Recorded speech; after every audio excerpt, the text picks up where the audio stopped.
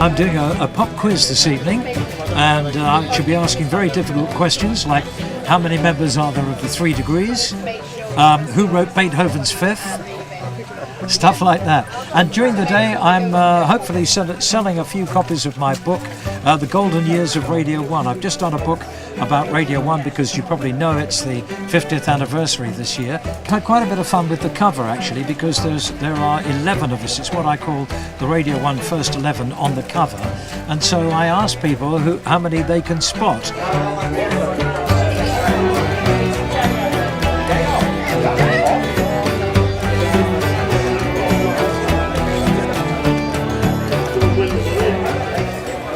I've come here to sign my book, which is the history of Just a Minute, which I've been with for over 50 years.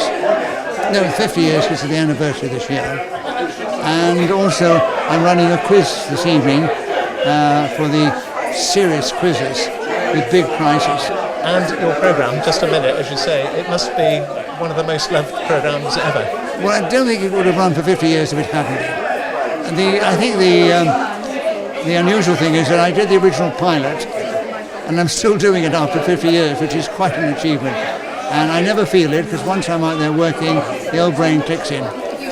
My legs let me know I am getting on a bit, but my brain keeps me youthful.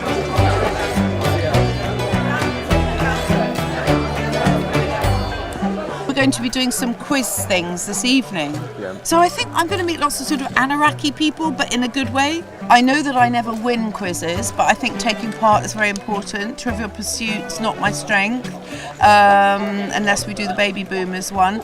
I think I'm told it's great fun, so I think it's just a way of getting people together. You don't have to have any small talk. You use the brain. It's very good for people of my age. You know, sort of live version of a crossword. What's not to like? I've seen some looky-likeys that I thought were the realies. What are you two doing here today, then? Well, we're promoting, aren't we? Oh, you dozy old twonk. What we're trying to do, right? Yeah. We're trying to get rid of all that dodgy gear we got from the lock-up, haven't we? You know what I mean? He who dares, all right, he who dares. And what have you got? What have you got in the back? Well, what do you want, pal? You know what I mean, John? All right.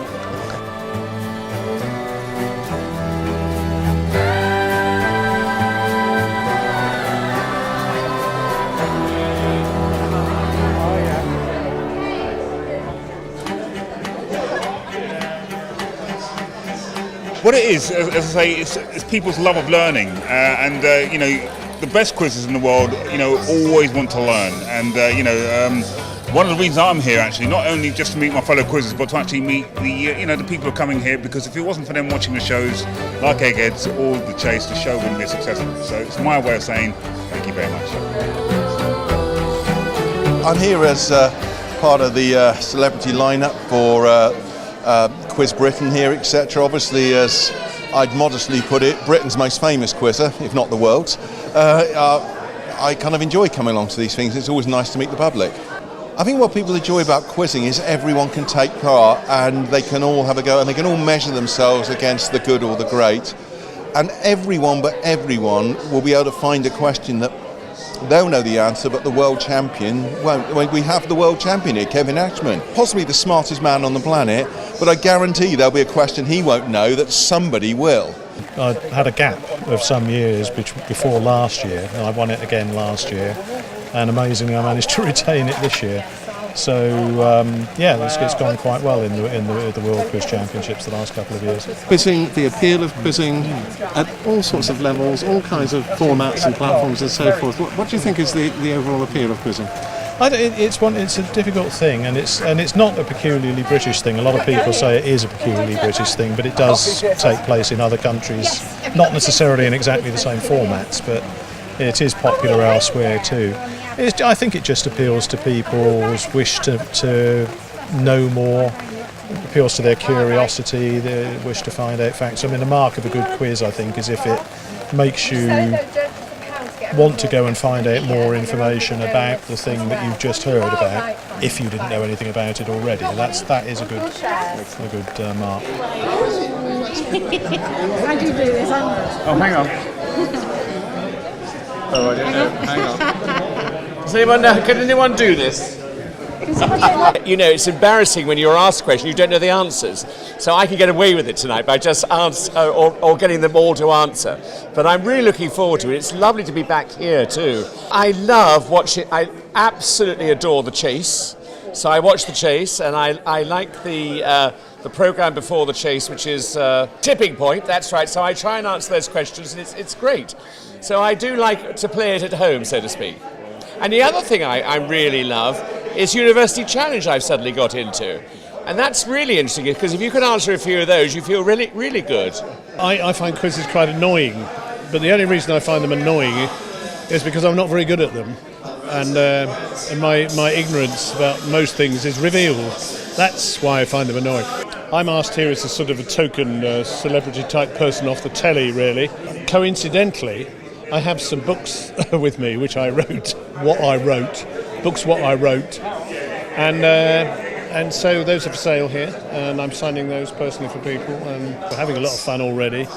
And outside we've got Del Boy and Uncle Albert lookalikes, which is a bit alarming, really, because everybody thinks I'm a lookalike as well. Well, I suppose I am. I look like myself, so I suppose I am a lookalike. Mind you, I wish I was my lookalike, because he earns more money than I do, which is outrageous.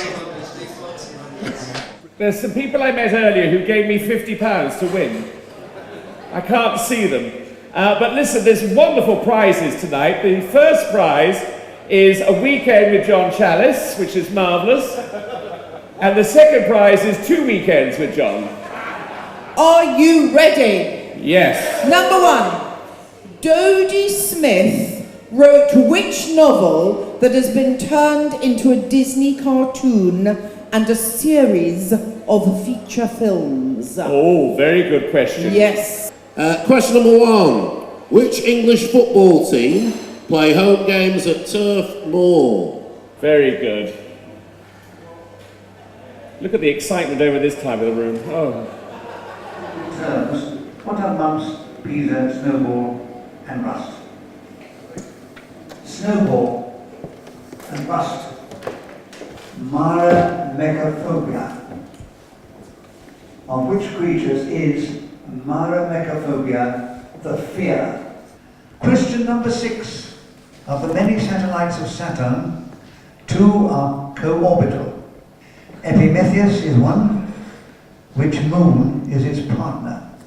Question number 8. Named after a German anatomist, where in the human body is the Schmemm's canal? Appearing in the first episode of Blackadder 2, what was the real name of Bob, played by actress Gabrielle Glaister? If you know them, you know them, don't you? Do you know them? Some, yes. As we're going to come through. Absolutely. You are confident? Yes, we are. Aren't we, team? Yes. We are, yes. Are you enjoying it? Yeah, it's really good. Really good quiz. What do you think your chances are?